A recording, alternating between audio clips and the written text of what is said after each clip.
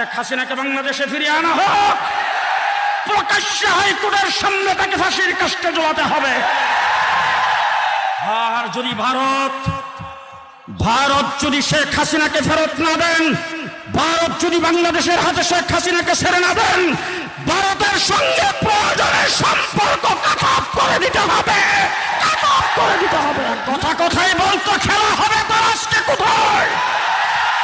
পরিষ্কার বিষয় বলতে চাই, দুপুরে মাঠে সিরাজ সম্মান করতে দাও নাই, আমরা হাজির হয়েছি। বাবার বেটা হইলে খেলতে আসো, দেখি কত দাম কত চাই।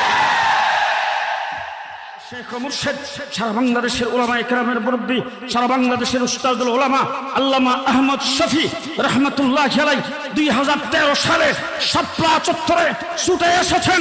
তার আহ্বানে গোটা বাংলাদেশের তাওহীদি জনতা, ছাত্র জনতা সব মাঠে নেমে এসেছিলেন।